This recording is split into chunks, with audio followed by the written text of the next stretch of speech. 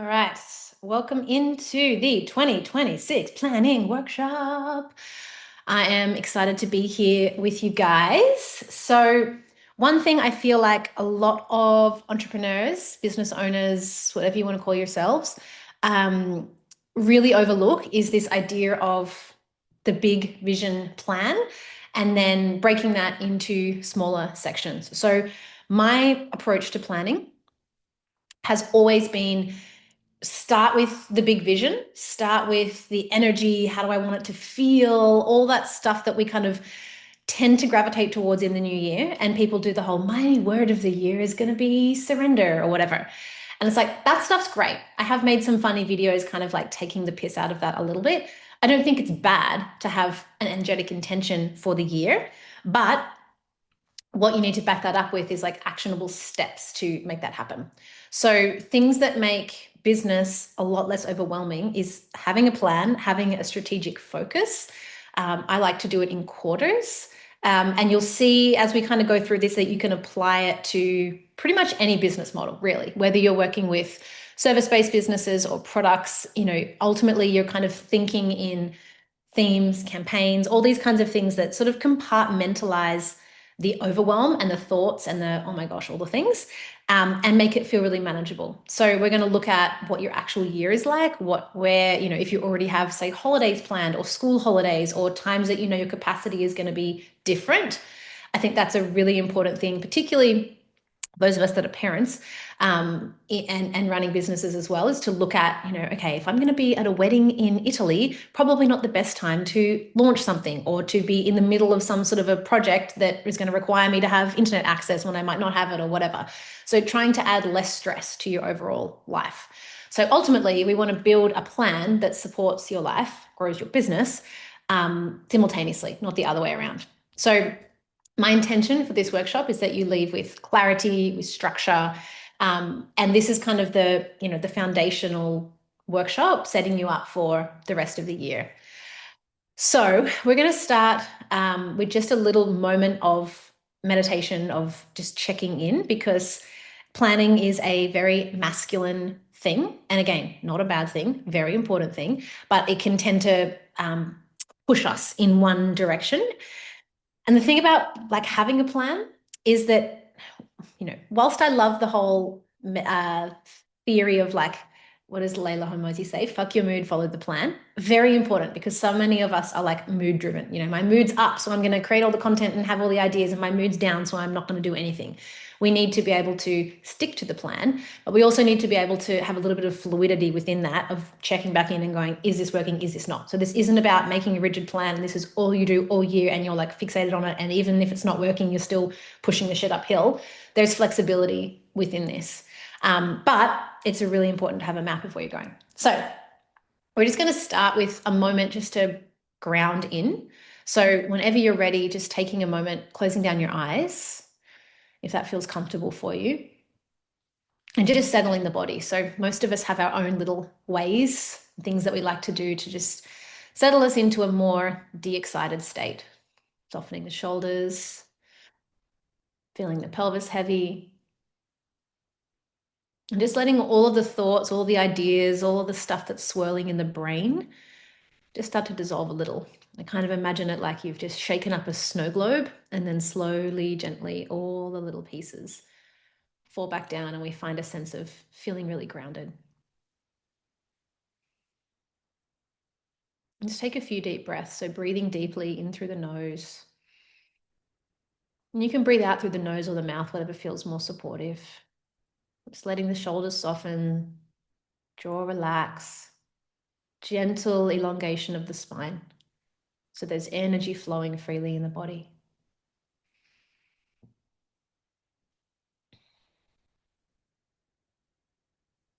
I'm going to invite you to imagine that it's now December 2026, 12 months' time.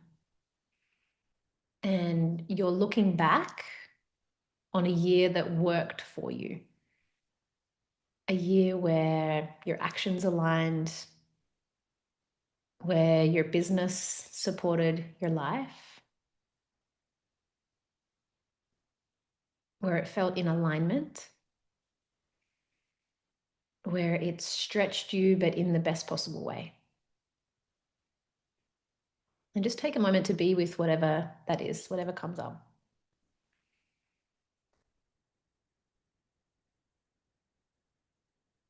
And bring awareness now into the physical body and just feel into your body. What does spaciousness feel like? What does clarity feel like?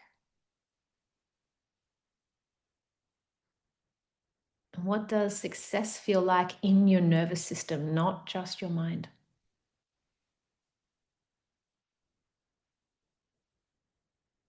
See if you can anchor that feeling somewhere deep in the visceral body.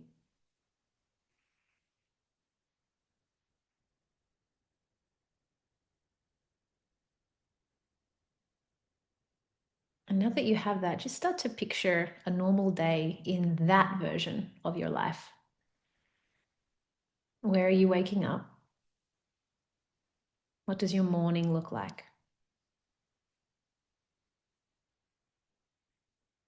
How do you start your day? How do you start your work?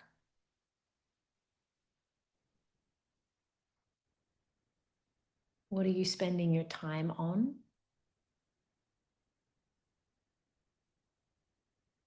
What have you stopped tolerating?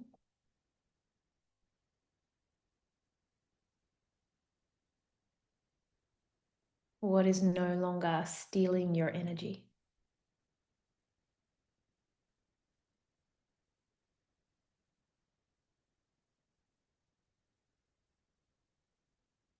Feel into this version of you who made this decision, who made aligned, decisive moves all year. Feel how grounded she is, how proud she is. Feel how available she is for the opportunities that match her energy and her leadership.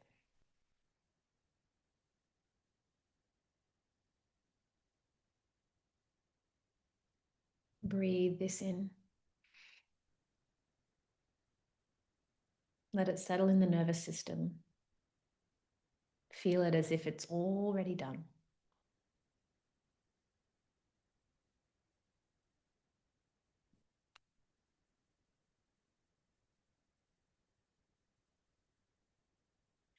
And then taking your time now to bring your awareness back into this present moment, your physical body in this moment, as this version of yourself.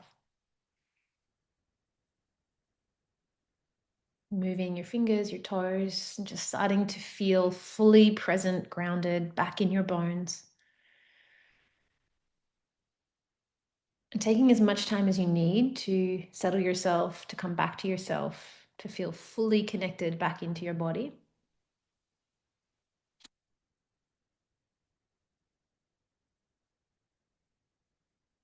And gently opening your eyes. And just taking out your notepad, your workbook. My camera will come back on in a second. And you can turn to, I feel like a university professor. You can turn to your 2026 North Star page of your workbook and just take a moment to feel into that experience. That's turning off. And start to just answer the questions that are there. So, what is that North Star for you?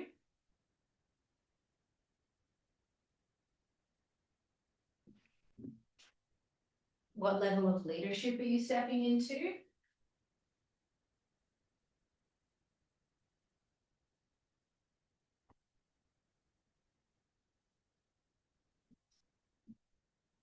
This is lost its. Yeah, go back.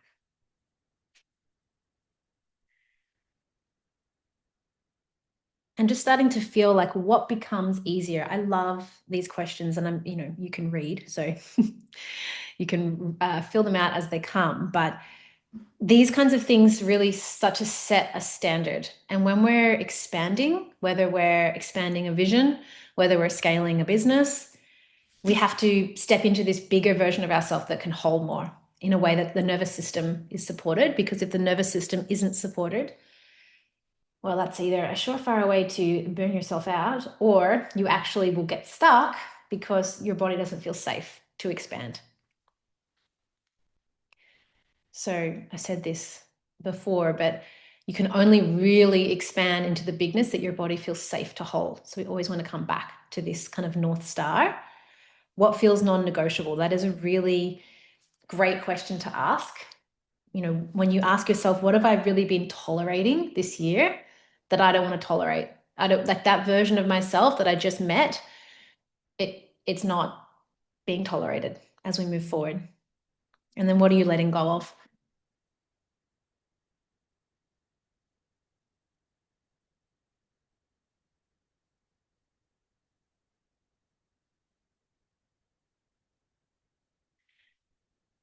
And then as you're kind of moving through that, you can take it over to the BHAG, the big, hairy, audacious goal.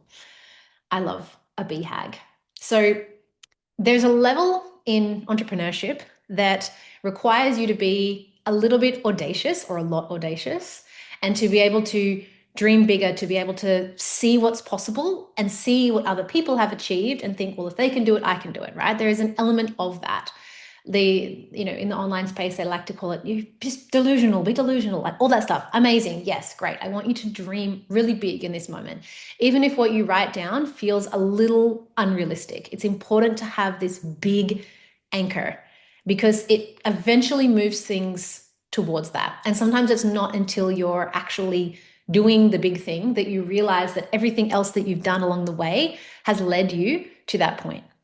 So, for me, looking back on these processes I've done over the years, a big part of that was, getting a book deal and writing a book. And that was something that felt so far out of reach. It was a BHAG for so long. And then slowly, slowly, slowly, it becomes reality. And then, you need to move the goalpost. So nobody has to look at this. You don't have to share it in the group if that feels too stretchy, or you can. But just write it down. Like, what would it look like if you 10x your current results? And also, what would that feel like? Like, what would that feel like to hold in your body? What would the flow on effect of that be? So, if the goal is monetary, for example, it's like, okay, cool. Yeah, I want to 10x my income. Okay, great. Well, what flow on effect does that have? What does that look like? How does that play out?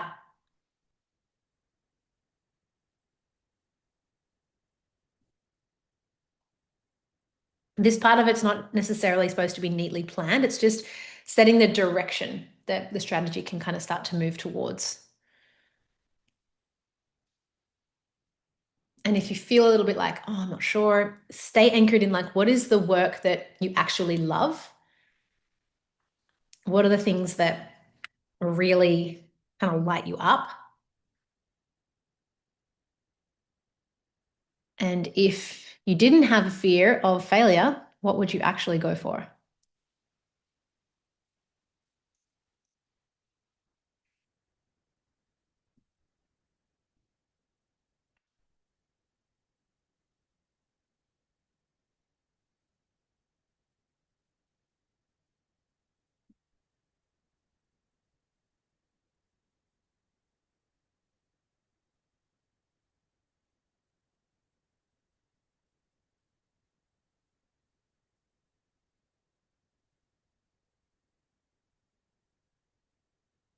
Okay. So as that's starting to make itself clear, and sometimes it's fun to just dream big, so you can come back to that. Um, I used to do it with like a big like a piece of paper and just write all the crazy things like appear on Oprah or like, I don't know, stuff that just felt like so stretchy. Like, how is that ever going to happen? But nowadays, I'm not so much of an Oprah fan, but but the vision's there, right? You can see that it's moving you towards. And then from there, we're going to start to get a little bit more grounded in, I guess, the reality of things.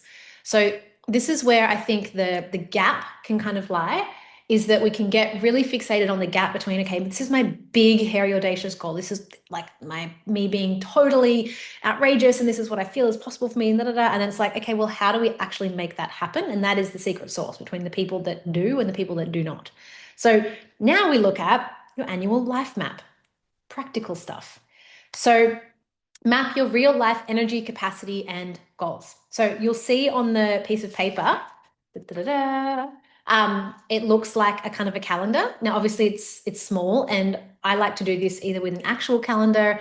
You'll have your own way in terms of how you like to visually see things, but basically, you're taking each of the months each year. So sometimes you can do this as well with like one of those big wall calendars, those big planners. And whether you want to be like a highlighter, color coder kind of person or whatever you want to do, but I just want you to, or if you're just listing out January, February, March, whatever, I want you to write down like what are the things that you've got coming up? Like what are the things you know are locked in? So if you have kids, are they on school holidays? Do you already have family trips planned? Like, is there a work conference or something that or you already know you're going to? Or is there a season that you know is really busy in your business just because that's the way it's always kind of been? Is there a season that you know is slow? Just start to write down. Obviously, things happen. We get invited to things, or like someone invites you to something last minute, whatever. Like life happens, or, we can't plan for everything. But ideally, we start to create this map of being able to see, okay, this is actually, it might be revealed to you, wait a second, I'm doing this in July. That is like a really busy period of time for me. So my business is going to be in more of a maintenance phase during that time, or I'm going to need more support or whatever it is. So writing down all that kind of stuff, for me, I take this even down to the point of like, I know when like we've had being here in Greece, summer was like back to back visitors, like back to back, like constantly. And so whilst I love that, it means that I'm doing a lot more outward stuff. I'm so the business kind of goes into more like maintenance mode because I don't have as much time to be in the creative zone because I'm entertaining people, and that's fine. So it's like looking at that and going, okay, cool. I know I'm going to have visitors here. So that's going to pull my energy in this way. So I'm going to focus on this. So it's making sure the needle's still moving. And then on the page as well, you'll see I've got a little color code, but like where it's high capacity, moderate capacity, or low capacity. So for example, for mums, if you know that when your kids are home during school holidays or something like that, or that you're whatever, you're not going to have care for the kids those days, your capacity is going to be a lot lower. So it's kind of being able to look at where are the seasons that you're actually super supported and you have like full support on hand and you've got heaps of more time. And then where are the seasons where you're like, oh, that's actually, my husband's going to be away for 3 weeks. I'm going to be solo parenting. That's probably a low capacity period of time. You can start to map that out. So eventually you might not get all of this done in this exact moment because sometimes you need to look through a calendar or whatever. But ideally you're looking at, okay, cool. These are the planned trips we have. These are when I'm doing, work stuff already locked in. This is when I want to take time off. If actually, I'd really love to have, a spacious, I don't know, July or whatever, then put that in there now so that everything that you start to think about and ideate doesn't then interfere with your actual life timeline. So that might take some time and it will obviously evolve, but it's a very important thing to have. So for example, I know where I'm doing speaking spots next year around Europe. So it's like, okay, cool. If I know I'm going to be speaking in Spain in April, then I'm going to plan kind of around that. And I'm going to know that that's going to require travel time there and back, et cetera, et cetera. So maybe don't try and run a webinar right in the middle of travel time, stuff like that. So we take it from there. We keep on the practical side of things and we move to the quarterly alignment. So I build the year in kind of these like 4 seasons and try to have a focus for each. So you'll see on the page, I've got like primary focus, revenue priorities, signature move, completion targets, energy, intention. So when I say one signature move, this is kind of part of what we sort of teach inside our 1% club, but essentially going, okay, cool. If I could only do if I could only achieve this one thing for this quarter, what would that one move be? Maybe it's setting up better systems in your business. Maybe your focus is on visibility. Maybe your focus is on, strategic partnerships. And you're like, you know what, if I got to the end of this quarter and I just nailed our partnership program, I'd be stoked. So that's like your one signature move. It doesn't mean that's all you do for the whole quarter. It's just that that's the kind of focus for that.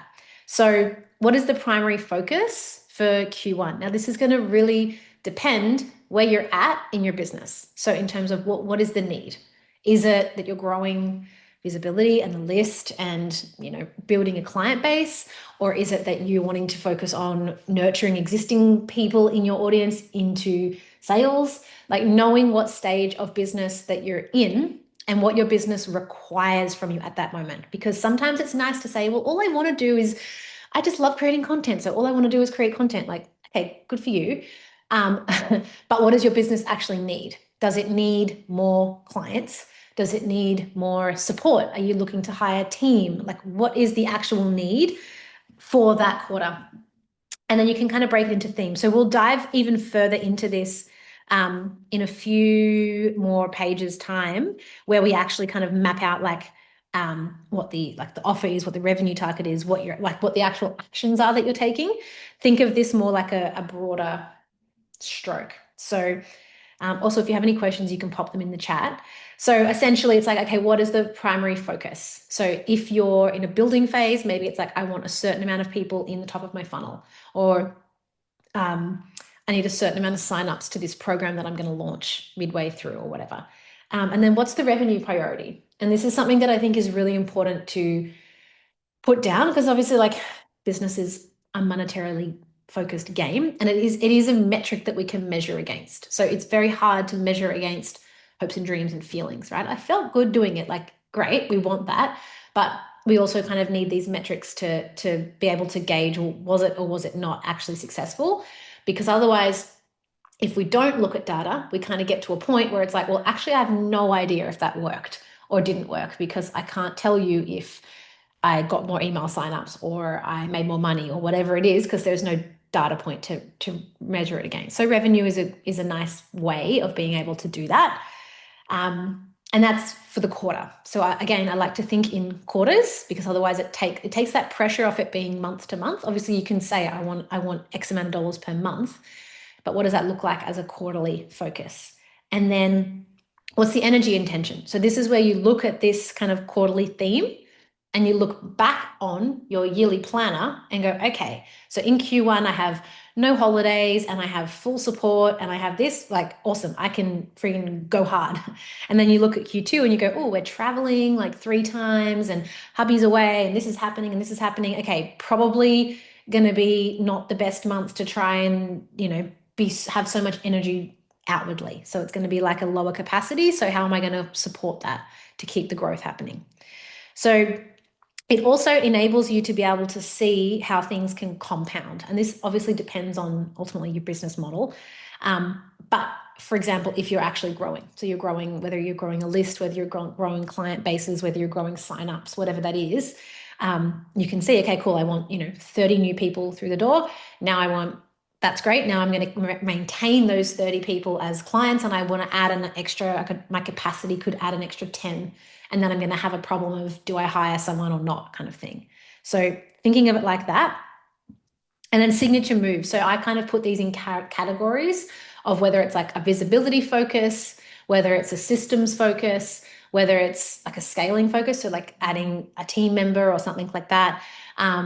It's being really aware of what is the core need of the business, and that will change. Like, it's hard to know exactly what you'll need right now, this time next year, because we don't know how the rest of this planning is going to play out.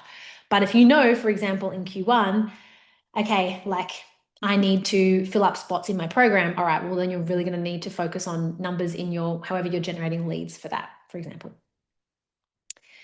And that's kind of going to be the signature move, is focusing on that. And what that allows you to do then is to then go, okay, cool, I'm still going to do the visibility and the list growth and all this kind of thing, but my focus right now is sales. This is a sales focused quarter. So everything I'm doing is working on converting the people already in my funnel to the thing. And then the next thing, you're like, cool, great. Now I've got all these people and I've got more work than I can handle. My next problem to solve is, gathering more support or whatever it is. Or, okay, that didn't work, we need to refocus. So it's just giving you these kinds of focuses. And then we take that over to our offer ecosystem snapshot. So again, this will kind of depend on your business model. You could apply this to events. You can apply this to your actual like core offerings, whether you're selling sessions, whether you're selling packs, whether you're selling programs, whatever it is. Give it a name. If the offer doesn't have a name yet, just call it whatever your working title kind of is. But ideally, as you start to fill this out, you're looking at, okay, what is the delivery model of this? So if you know, for example, all right, this is going to require me one-on-one with people to roll out this new offering or this event, put that down there so that you know when you look at that quarterly map, you're like, okay, everything I'm doing is one-on-one right now. How am I managing my energy for that, for example? Or like, actually, I've got other facilitators coming in to do that section, so I can take my foot off the pedal a little bit in June. What we're trying to do is create a rhythm so that we're kind of working in a cycle rather than it being this like sprint to the end of 2026 and we're just exhausted. It's this rhythm of like, okay, cool, this is the focus, this is what we're doing, this is the plan, and then everything else you can be like, hey, cool, actually Q2 is my visibility focus. So right now I'm just focusing on converting my existing audience, and Q2 is when I double down on like just bringing in more people. Because as we know, the difference in, for example, like using content as an example, the difference in content that grows an account and content that converts people into sales is different. And so the focus you can obviously do both at the same time, but the focus is usually, what is the need of the business at that time. So you'll see there's things like obviously the price and then like the time cost. So how much of your time is it requiring to do that thing? And then what's the energy cost? Is it high energy, low energy? If it's like, yeah, I'm showing up to do a webinar 1 to 30 people, as opposed to I'm physically in the room one-on-one with someone, the energetic cost of that is going to be different. And then you can look at that and go, okay, cool. Well, when would be the actual ideal launch season for that thing? So if you want to start a group program and you're going to be in Spain that month, probably not the best time to start that if you want to physically be there to launch the space kind of thing.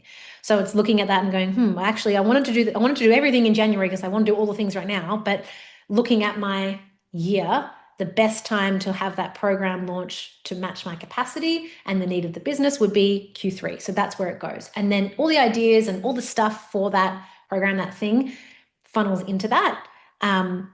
But you kind of know. And then look at the revenue potential as well, so that you actually know that you're doing things that move the needle from a revenue perspective as well. So you can kind of take that through each of your offerings, whether it's one-on-one sessions, whether it's group programs, whether it's events. You can look at it from that perspective. And what this is essentially creating is like an offer ecosystem. So you can be really clear on like what you're offering, who you're offering it to, when is the best time for it to be rolled out, et cetera, et cetera. And then you look at, well, what's actually moving the needle towards my goal. So if your goal for that Q1 focus was revenue based, then we need to be doing the things that have the most revenue potential. But if your goal was actually, I just want to increase visibility, okay, well then the revenue potential doesn't need to be the focus. We're focusing more on getting on stages or whatever it is. And that leads to, what is the goal, the revenue goal? Okay, so I'm just seeing a question. Shouldn't we be working on visibility all the time? For Q1, I'm from a focus or events, but I need visibility to fill those events. Yes, so this is what I was kind of saying before, but I'll speak into it more of like, it's not that you stop doing the other things, but it's that you look at what is the actual need of the business right now. So some people are in a position where they're like, fuck, I have like staff and bills and all these things to pay. So I know I need to push like sales because I need to make a certain amount of money to fund all this other stuff. So my focus needs to be like revenue and sales, and I'll maintain the visibility stuff.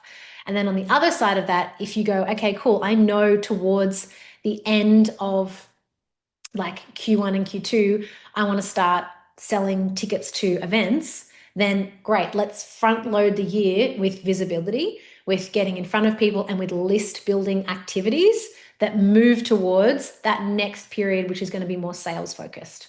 So if you're like, okay, cool, beginning of the year, I'm going to sort of look at look at the existing audience that I have and convert. That's a different kind of content, in terms of actually calling people in to buy something.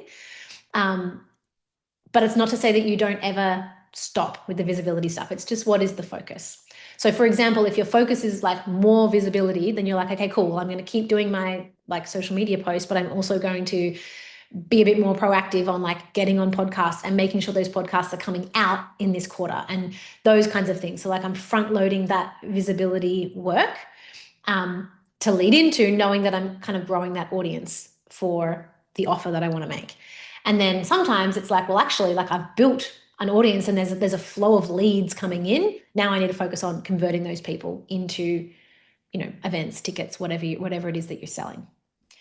Does that answer the question?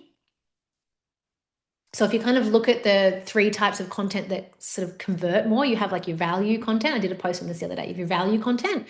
Then you have your kind of belief shifting content where you're like challenging a belief in your industry or whatever.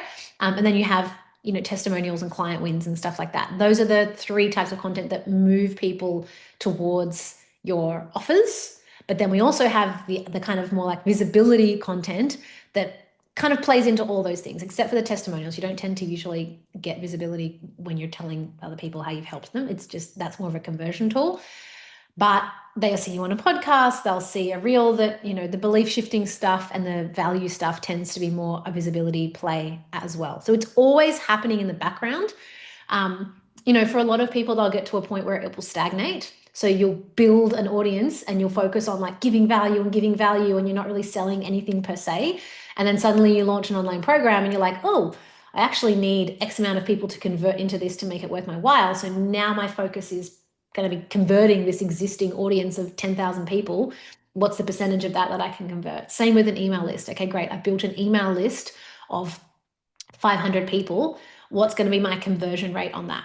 And once you start to get to that point where you're filling programs and events and things like that, it's then just purely a numbers game. It's like, okay, cool. If I know the conversion rate is going to be, say, 10%, then I need 10% of whatever that number is to fill the room. So I need X amount of people then on my list. So that's when you can look at your goals and go, okay, cool. Well, if I want to sell an event and I want to have 10 people in there and I have 500 people on my list, well, my chance of getting 10 people to buy is pretty high. But if I have 5 people on my list and I want to sell 10 spots, probably not so great. So that's when you go, okay, cool. I know I've got, like in your case, I know I've got an event coming up and it's local. So I'm going to do some like list building and some visibility work around that. So calling in local mamas, like sign up for this wait list or join this thing or whatever it is to build that list so that when you then open the offer, there's a wait list of people there ready to buy.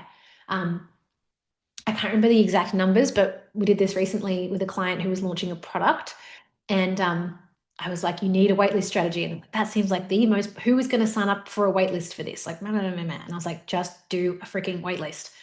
Focused on a waitlist. All the content that they did was driving people towards a waitlist. And I can't remember the number, but it was insane. Like the amount of, it was like 90% conversion from the waitlist to actually buy the product, as opposed to them just posting it on their socials. Like, we're now live, click here to buy kind of thing. It was so much higher from that waitlist. And it's just such a powerful way of building visibility strategically, but having people that are like, I'm interested in this, and they're raising their hand. So those kinds of things, they play into each other. But if looking at your big picture, okay, I'm launching something, I'm having an event middle of Q1, I need to front load the leads essentially into that. So you're not launching to crickets. And then we have 2026 revenue goal. So I like to write the revenue goal as like, what is the big revenue number? So that would actually stretch you into this next version of leadership. And also, again, not that money is everything, but it is a metric to measure against in business, right? Think of it more like that. So what feels exciting, possible, and grounded? So don't be like, I want to be a billionaire by the end of the year. If you've like, you're not even close to cracking 100 million, you're not close to being like, it's nice to have these, like, I want to do these things, but then also grounded in reality. Where people also go wrong here is play it small. Oh, well, I'd be happy with just this. You might even want to write 2 numbers there of like, my big revenue goal is $1 million per year. And my more realistic goal based on the size of my list and my audience currently is maybe a $500,000 a year business, whatever, or offer, however you want to structure it. So we have the big goal and we can move towards that. And as we know, particularly in online world, and when you're doing things that are like one to many, things can blow up really quick. So it's like, don't play small and go, oh, I just want to earn like, just a bit of extra pocket money would be fine kind of thing. Think big, but then also go, okay, well, what is realistic? So you can look at that and go, what did I earn last year? Um, how could I then double that into this year? And when you think about the how, again, it's numbers. Okay, great. I had X amount of people on my mailing list. I had X amount of people in my audience. If I convert 10 to 20% of those people into an offer, that is this number. That's how you reverse engineer it for yourself. So I tend to go more off email list rather than Instagram following because it's hard to say that it's hard to say I have 10,000 followers and every single one of those people saw it. It's easier on an email, as you know, to see 500 people on the list, X amount of people opened it, X amount of people purchased. It's metrics. So then you just know, okay, I need more people in the funnel to build that up, or I need to be more strategic with this other stuff of when am I offering it? Where's the capacity? Where is the actual needle moving, revenue moving? If that's the goal, how do I actually get there? So I actually can put this in the spreadsheet, but one thing that you can do when we go to, so when we go to the reverse engineer your revenue, which is the next page, breaking your goal into something tangible, you don't have to do the math on this. I love using ChatGPT for this and literally just saying, these are my offers. This is how much each of these offers are. This is my revenue goal. So what have we got in the chat? 120K. Great. Okay, I want to make 120K this year in revenue. Well, be clear, is it cash collected or is it sales? Because you're going to have to take out like costs. But say that's just overall revenue, right? You need to then go, okay, cool. These are my current offers. I'm currently selling this, and list the price. And this is where like ChatGPT can do your math. And then you can write them down here. So this is my offer. And then you'll see I've got a column for this is the price. And then ask ChatGPT, unless you're a math genius, I am not. How many people do I need to make that a reality? So this will be, you can break this up. This kind of is more like over the year, but you could break it up into quarters. So for example, if you know, okay, I want to do a group program each quarter, that's my goal. And I'm going to keep doing one-on-ones and I'm going to keep doing, other random retreats or workshops or things that bring in this little bit of extra money. Then okay, great. Well, I need to see 10 people one-on-one per week to hit this revenue goal. And then I need to have 20 people in a group to hit this revenue goal. And then again, it makes it more about numbers and takes the emotion out of it. It's like, how am I going to earn my 120K this year? And I don't know where the money's coming from. And then all the other stuff's a bonus. So the little, bonus paid speaking gig that you get or whatever comes on top of that, unless that's your goal to be a paid speaker. But essentially you're writing down what are the offers, what are the price, how many people do you need in that to reach the revenue goal? And then when you kind of start doing that, so you can kind of start over the year. So you might need to work with 100 clients over the space of 12 months to hit that revenue goal based on this model. That's when you can then start to tweak, okay, well, should I increase my prices? Should I charge more? Should this be a group program so it's a little bit more scalable? Should I, all these other things, other factors will start to come into it. But you actually see the numbers. I need this amount of people to hit this revenue goal. And then you can break it down into quarters. So most people are like, oh, like in the online space, for example, everyone's like, oh, I just want to make like 30K months. It's like, okay, great. But how do you have like are you trying to sell that amount of offers every month to make the 30K each month? Or do you have a recurring revenue model? So for example, do you have a program or a membership, or are people buying packs or on payment plans or something that's like having that revenue coming in and you're compounding on top of it? Or are you just trying to make 30K worth of sales every 3 months? Neither one is, well, one would be more effortless than the other, but it's like actually knowing that. Okay, cool. And then you can say, I need exactly this many people here, this many people there. And then you can also ask ChatGPT to give you variables. So you can say, okay, great. So if this was more one-on-one focused, what would that look like? If this was more group focused, what would that look like? And then you can decide what's more realistic. Because it's easy for ChatGPT to say, well, if you just had 60 people in a group paying $1,000 per month for a program for the next year, you would make, whatever, that's basic math, but I can't even do it. You would make X amount of dollars. And you're like, great, that's a lot of money. That gets me really close to my $1 million goal. If I did that plus some one-on-ones, I'd be sweet. But then you need to look at the, well, okay, well, how am I going to actually get 60 people in my program kind of thing? So, oh, this stupid camera, sorry. So you can kind of see how you're reverse engineering it. Wait, one sec.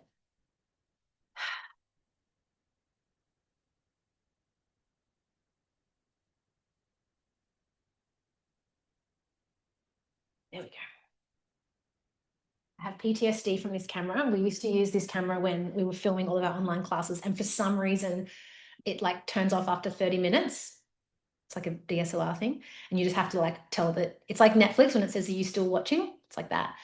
But I remember so many times filming classes and not realizing that it had turned off, and then getting to the end and being like, anyway, that's a lesson in time management and tech.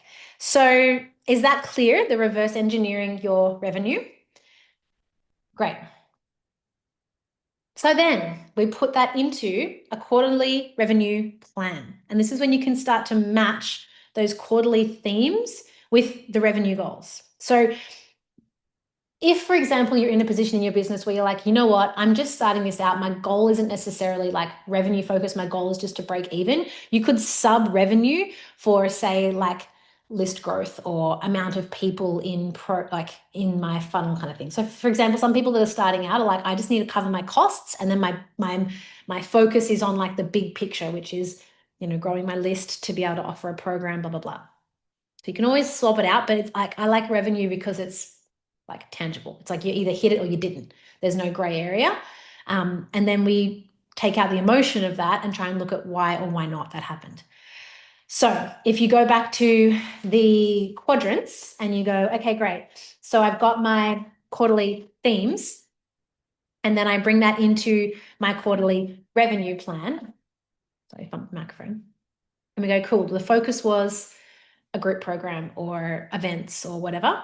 And the main offer that I'm focusing on is this offer. And then my revenue target is this. And then what are the actual launch/sales activities that I'm going to do to make that happen?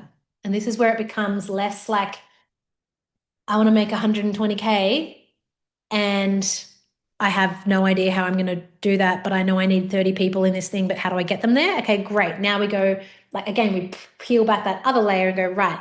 So if I need 10 people in my program to make it hit my goal of that program selling out, and I make, let's just keep the numbers really simple, I make $10,000 from those 10 people.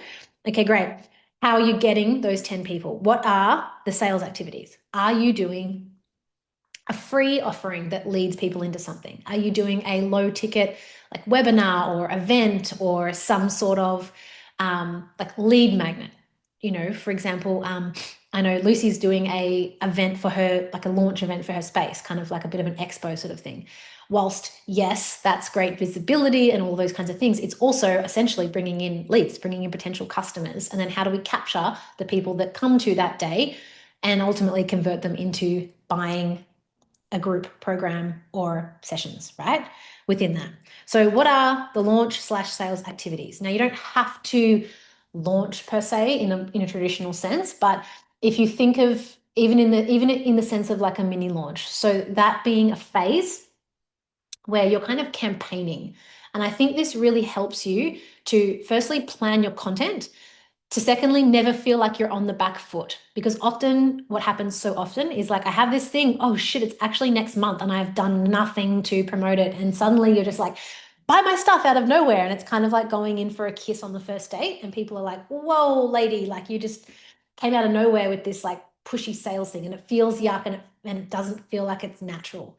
So I like to think of it like you're warming people up for things. So for example, even using this workshop as an example, I started talking about this idea of like, there is no such thing as a new year, new energy. The decisions you make now will definitely be the reason why you ended up where you did this time next year. So I'm already introducing those themes through stories, through content in my emails, on my podcast, to warm up to, now I'm launching this thing. So it kind of feels like the logical next step. Now, most of us are naturally doing this anyway, because we're not kind of side swiping people with an offer that's like totally like out of nowhere, right? You're not suddenly like, oh, by the way, now I sell cars, come buy cars from me. People are like, what? it's a natural thing anyway, but in your mind, it helps to go, okay, great. So if I know I want to make an offer to people, let's maybe build a freebie around that. So having a lead magnet, okay, like, okay, I'm going to run a pregnancy workshop. Let's focus on bringing more people into my pregnancy lead magnet. So I'm going to do content that leads to that. I'm going to bring people into that funnel, and then I'm going to actually be emailing them with like telling people what's going to happen next. So I do this a lot where I'm like, hey, something's coming, keep an eye on your inbox. We're going to be diving into XYZ topic. So subliminally, you're just planting these seeds to people of like, oh yeah, that woman, she's doing something. Something is coming from her. So it doesn't feel like you have to go and do like a full photo shoot and a full like jumping out of a cannon. Here I am, the thing is launched. You can, that stuff's fun. But it's more just kind of this like consistently warming people up, bringing them into a list, nurturing them in that process. So they join that list, so they download, let's use a pregnancy guide as an example. And then there's a nurture process from there. So it's like, hey, you downloaded this, like, tell me a little bit more about yourself, or reply to this email, or encouraging that kind of two-way conversation. And again, just staying top of mind to people. And then it's like, hey, now I'm opening the cart, or I'm opening the doors, and you can now purchase tickets to this event, or you can now purchase tickets to my workshop, or whatever it is that you're doing. But it doesn't just kind of like come out of nowhere. It's like people are almost expecting it to happen and to come. And it's more, it makes the content creation process easier because you're kind of working in that phase. It's moving towards something. I'm going to open the doors on this day. I'm telling people it's coming. They're ready for it. You know, brands did this a lot with Black Friday. You kind of saw a lot of brands being like, something's coming for Black Friday, something's coming for Black Friday. So in people, the consumer's mind, they're like, well, I'm not going to order that product now. I'll wait because I know they're going to have a Black Friday sale. And then they go in and buy more things than they probably needed to, but it works. So what are the things that you're going to do to get that goal? And if the goal is, let's keep the math simple, the goal is I need 10 people in this program. Okay, then let's build a list around that. Let's build some conversations in like 10 people. You could be having conversations in your DMs about that, for example. It's not like you need 100 people and that's kind of at scale is complicated. So what are the things you're going to do? Are you going to get on some podcasts and talk about the programs and stuff? Are you going to do some media outlet stuff? Are you going to do free webinars? Are you going to do events? What are those sales activities? And does it match the capacity of that season? So if you're going to go hell for leather on being in doing all the podcasts, but your mid-moving house, probably not the best timing. So looking at it overall, okay, yeah, actually I can commit to these sales activities because they match that capacity of the time.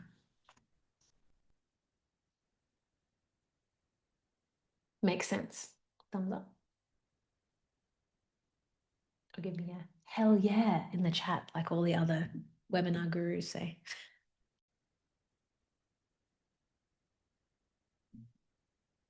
So then we take all of this more tangible numbers, planning stuffs, and we bring it back into some sort of capacity ritual so that we can continue to expand and hold all of this. So now you kind of know, okay, great. This is my focus. These are the offers I have. This is how much money is on the table. This is how I'm going to get the money that's on the table through these sales activities, whether that be social media events, blah, blah, blah. But then how am I going to actually look at like, okay, what are the things I'm doing to anchor myself in this whole process? So what are my daily anchors? Like meditation, breath work, hydration, journaling, good food, whatever. What are the weekly anchors and what are the monthly anchors? Now, these anchors are often the things that kind of get ripped out real quick when life gets busy, when things happen, when the focus is like so on the sales task that we neglect the other stuff. And that's when you then get to a point of feeling either resentment or burnout or just really tired. So daily anchors, keep them really simple, like, you know, your basics, meditation, staying hydrated, all that kind of stuff, things that you can actually do. Don't put your daily activity as like a 90-minute massage. It's just not, it would be nice, but it's just like not going to happen. And then same with weekly anchors. It's like, okay, what realistically could I commit to each week? What does this next level version of myself that's holding more in my business, in my visibility, what does she need to be able to do those things? You know, a lot of business people that are men, It's very masculine, right? They don't do this side of things. It's just like, you want to make 100 grand, this is how you do it in 6 months. And it's like, yes, you do all those steps, but you end up, particularly if you're a parent, you end up like frazzled, frustrated, overwhelmed, all that kind of stuff in the process. We don't want to lose ourselves in the pursuit of something. So we go, what are those daily, weekly, and monthly? Yeah, no worries. You can finish the rest of the workbook later. And then having things in there, so those monthly anchors, having things in there that are like revisiting this stuff. So, okay, I like to do it quarterly, but obviously you're going to put that in like once every 3 months, but it's a monthly kind of activity of like just revisiting. Okay, let's revisit the plan. Let's revisit. So I know, okay, yeah, actually I did have this goal and I have met that goal, or I need to revision this because this, my idea of running this event is actually not working. And I had all the metrics written down and I knew I needed the numbers and I knew how much I was going to hit and I didn't hit it. Let's revision this process. So sometimes it's nice to sit down and kind of go through that again, do that little meditation, do that check-in. Is this still in alignment? So that you know exactly what it is that you're building this year. So ideally, you now have your 2026 revenue goal. We have that then broken up into the quantities of people that you need to buy your stuff or in your programs. It's spread out across those quarters. So if it's 60 people, it's 20 per month kind of thing. Like you can see that very clearly. And then looking at the big picture of that is identify the gaps or the overloaded seasons. And this is where you start to go, okay, great. I could hold, 10 people in a group container, but if I'm going to hold 20 I'm going to need an assistant, or I'm going to need to split the group into two, or I'm going to need to, like, what are you actually going to need to do? What are the gaps that make that possible? Now, it's not to say that we're in the theory stage of this now, right? So we don't want to be like, oh, well, I need to go now. My first job is to find an assistant. And It's like, no, we need to build some people first to make sure that it's viable. But it's just knowing that that's where it's going and what will be required to scale that essentially. What are the gaps? So you can even write that down. Something I don't have on this piece of paper, but something that I would like you guys to write down is then looking at, okay, now I can see where I'm at, where I'm going, what my goal is, how I'm achieving that per quarter, what my focus is, all that kind of stuff. And then what are the tasks, that we wrote down on second 2 pages ago of like, what are those activities that we're doing? Which of those tasks could be automated? Which of those tasks could be delegated? And which of those tasks could be deleted? Automated, delegated, deleted. And so even if you just spend a couple of moments now just writing that down, what are the things that I know I need to do to move the needle? So to give you an example, if you know, okay, I need to create a lead magnet and I need to have a way for people to opt into that and I need to do da da da da da da. Okay, great. A large portion of that can be automated. So there's going to be work in the front end of setting it up, but then it's an automated process that just continues to go. Also look at what are the things that you're doing that you could delete, that you actually don't need to do. The things that you think are important, but actually, like now that you're seeing this tangibly, actually don't really impact your bottom line. For some people that might be, spending too much time cleaning their house before they film a video that no one sees the house in the background of anyway, or whatever it is. Like these little things that you're like, actually, I don't need to do that. Or, you know what? No one's opening my weekly emails. I could probably send them fortnightly and save myself some time and get a bit better bang for my buck. So what are the things that I'm doing right now that could be deleted from my actual repertoire? And then what are the things that could be delegated? So by delegated, I mean, are you getting a VA? Are you getting like a team member or someone to help you? And if that list is piling up of like, wow, I could actually be delegating a lot of my work so that I'm focused more so on what moves the needle and my kind of zone of genius. Okay, great. We need to then write a SOP so that that person coming in knows what the job is. So for example, using events as an example, it's like, okay, what is the process of running that event from start to finish?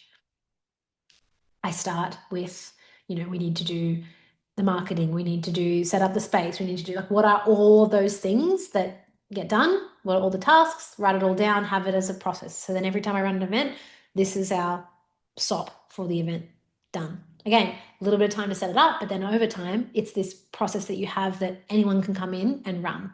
That's what makes it scalable. So that if you look at your goals and you go, okay, if I hit my goals by Q3, I'm going to be seriously at capacity and I'm going to need help. I don't want to be in that place of seriously at capacity and needing help and not have anything for people to help me with because I haven't written any of it down.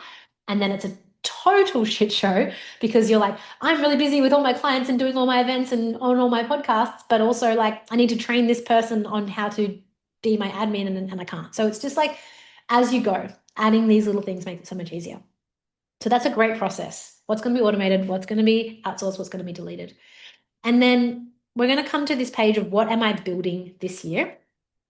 So this is where I want you to write down what are top goals, key projects, revenue intention, support needed, and personal non-negotiables. So basically taking everything that we've just done from a tangible perspective and saying, how am I then putting all of that into something that is like the vision, right? What am I building this year? Are you building a business that, are you in a scaling phase? Are you in a visibility phase? Are you in a whatever it is? What are you building? Take a few moments just to write that down. The top goals, like the top line goals, not just the ones that like maybe sound good.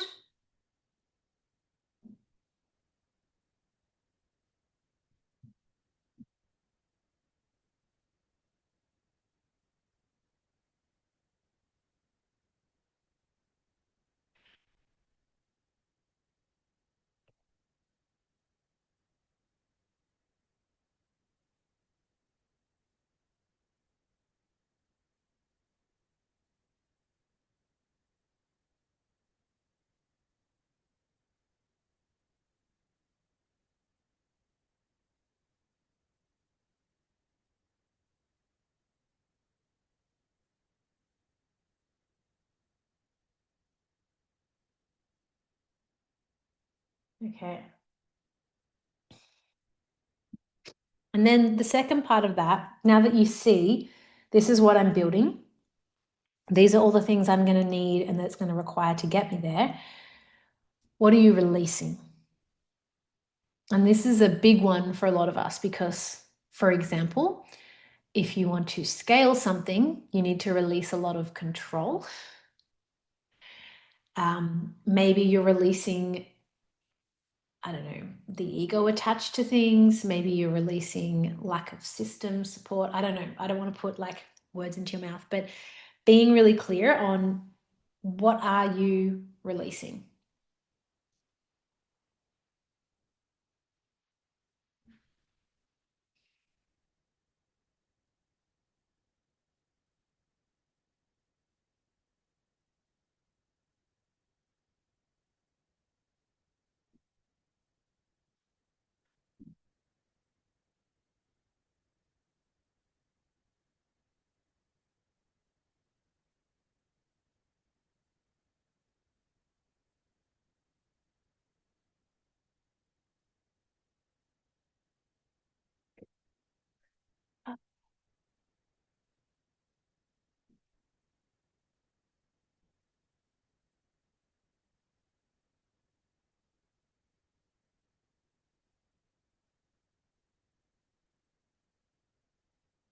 Okay, so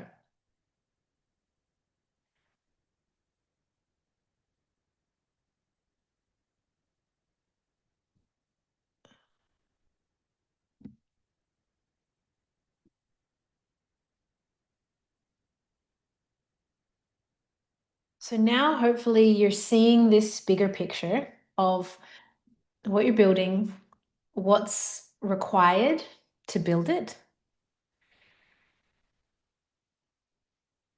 When you have downtime, when you have more capacity, so that ideally anything that you're launching fits the season so that you can have that warm-up phase, for a launch, the actual launch period, the delivery, a little bit of downtime off the back of it that matches your capacity so that there isn't a conflict between life and business and that things can continue to grow so that there's spaciousness carved out for actually sitting down, whether it's each month or each quarter, and like resting and revising so that you're not just in this cycle of like, well, I just got to keep following the plan, following the plan, following the plan, and just like a hamster on a wheel. There's a process of reflection. There's a process of, did this work? Did this not work? Quarterly reviews, as the corporate folk call them.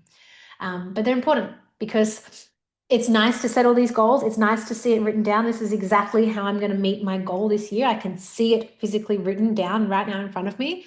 These are the numbers. This is it. But we want to make sure that there's space for delivery, for recovery, so there's no burnout, and that there's this a pause in that monthly rhythm of going, yeah, this is working. I'm going to double down. Or like, wow, this, like, I suddenly got on, I don't know, I suddenly started posting on LinkedIn and I saw amazing results. And that's what I'm going to focus on now because I'm seeing results, right? So you can take those moments. Like, it's really important that you have that space to just review. Otherwise, like I said, you just get stuck on the hamster wheel of following the plan. And it's not until you get to the end of the year that you realize, oh my gosh, I'm actually exactly where I started. So we want to move intentionally with momentum. So if you have any questions, you can pop them in the chat for now. But is that feeling clear? We can see it. What do they say? See it, dream it, believe it. All of those things. I now want you to just take a moment, grab a blank piece of paper,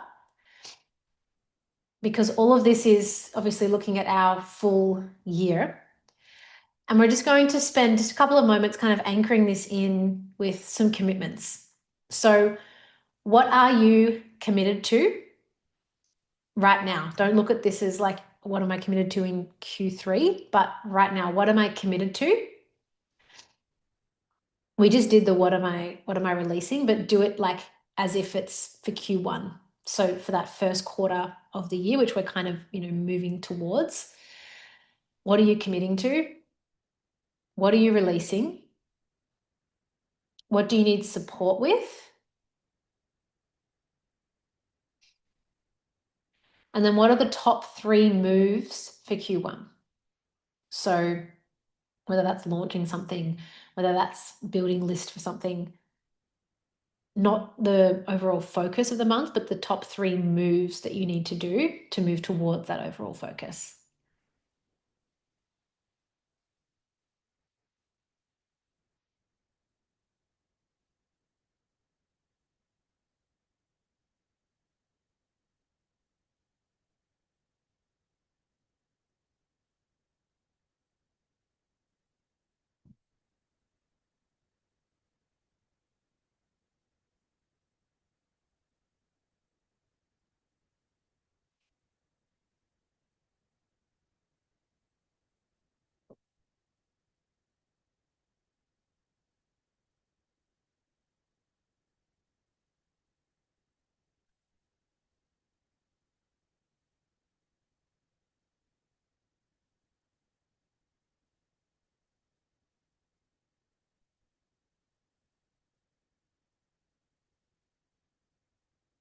And so now you should have a pretty clear map of where you're going, how you're going to get there, and how you're going to hold yourself through getting there.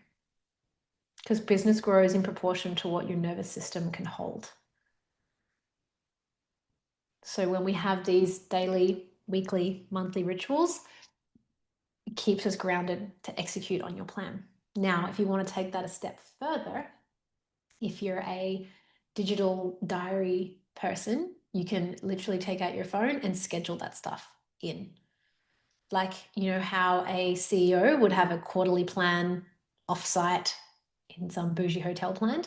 Maybe you do that. Doesn't matter. But whether it's, okay, once a month I take myself out for an intentional lunch solo with my diary and my planner and I revisit this stuff. These kinds of things, put it in your actual calendar. Same with Obviously, like I didn't put a calendar in this intentionally because I know everybody likes to do their own thing. Obviously, I listed it like in quadrants of the year, but whether you want to go through now, once you get off this workshop and go, okay, cool, I'm going to take all this stuff that I just wrote down. Now I'm going to put it physically either on a calendar on the wall or in my phone calendar so that I can see I'm now in a launch period moving towards, like, I know I'm going to launch my program on, February 1st. So then from January 1 to January 14, I'm in a pre-launch phase, and then I'm in this phase, and then I'm opening the cart, and then et cetera, so that you literally know exactly where you're up to. There's no wheel spinning. There's no like, oh, should I post this? Should I post that? It's like, this is where I'm at. This is where I'm in. This is what's coming next. This is the next step. So it just moves in stages and steps. It doesn't feel like I have to do all the things all at once at all times. It moves, it flows, for an on brand term to use. So, any questions in the chat before we kind of round this in? All right. So we now have the foundations. The next step of that is bringing it to life. So I'm just going to take a moment just to close down the eyes once again. So finish up all of the writing and things that you're doing, and just come back into the body, how you've responded to this. So notice if there's tightness, if there's resistance, if there's excitement. Just take a little moment just to kind of check in, see where you're at.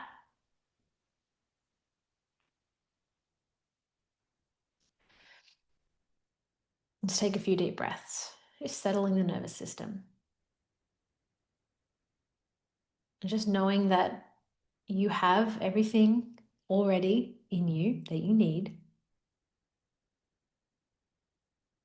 Now it's just a matter of execution. You can see the plan. You know how it feels to be you at the end of 2026. You now know what you need to do to get to that point. And so now we anchor in the belief and the commitment to the execution. And we let go of any stories, any ego stuff, anything that's keeping us stuck in the same cycle. And we anchor in this CEO energy. Less emotional attachment to the outcome. It doesn't mean anything about you as a person if you do or don't hit a sales target. What matters is, did you do the steps required? Did you execute?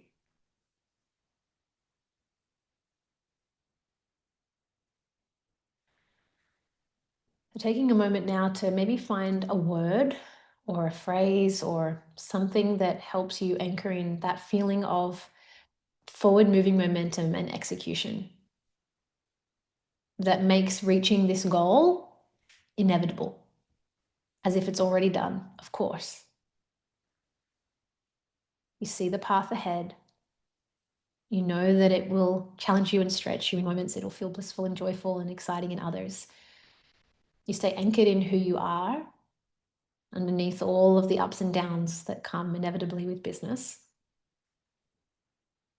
Clear on the path.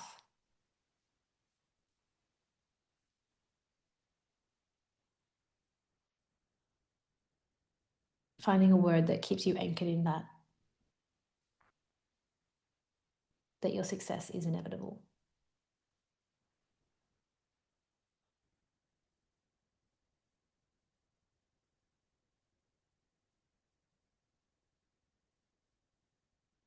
Take a full breath in and a full breath out.